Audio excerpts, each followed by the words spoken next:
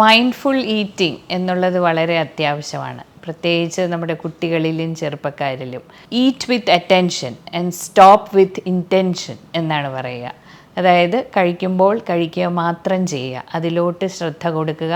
ആ സമയത്ത് mobile, T V, ഒരുപാട് വർത്തമാനം ഒക്കെ തന്നെ ഒഴിവാക്കുന്നത് നല്ലതാണ്.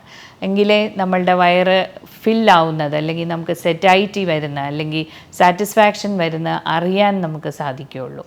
അല്ലെങ്കിൽ നമ്മളൊരു രസകരമായ കാര്യം കണ്ടുകൊണ്ട് ചിലപ്പോൾ ആവശ്യത്തിൽ കൂടുതൽ വാരി വലിച്ച് കഴിച്ചു എന്നിരിക്കാം. അപ്പം സ്ലോ ആയിട്ട് നല്ലവണ്ണം ചവച്ച് കഴിപ്പിൽ മാത്രം ഫോക്കസ് ചെയ്ത് കഴിക്കുക.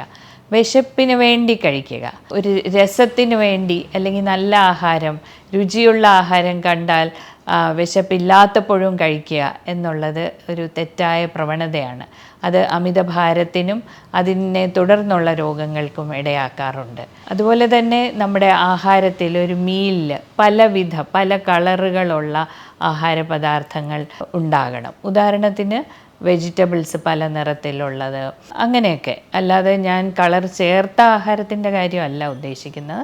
അപ്പോൾ പല നിറത്തിലുള്ള പച്ചക്കറികളും പയർവർഗ്ഗങ്ങളും ഒക്കെ ഉൾപ്പെടുത്തുകയാണെങ്കിൽ ഏകദേശം ആഹാരം നിറം കൊണ്ട് മാത്രമല്ല അല്ലാതെയും സമീകൃതമായിരിക്കും എന്നാണ് നമ്മൾ മനസ്സിലാക്കുന്നത്.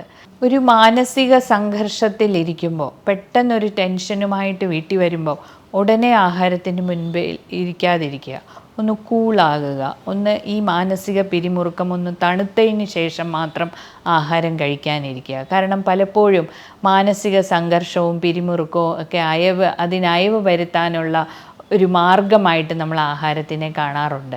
അപ്പോൾ അതൊരു തെറ്റായ പ്രവണതയാണ്. ഒന്ന് ശാന്തമായതിന് ശേഷം മാത്രം ആഹാരം കഴിക്കാൻ ഇരിക്കുക. ഈ മൈൻഡ്ഫുൾ ഈറ്റിങ്ങിലൂടെ നമുക്ക് ആഹാരം ആസ്വദിച്ച് കഴിക്കാം, നല്ല ആഹാരം, പോഷകമൂല്യമുള്ള ആഹാരം കഴിക്കാം.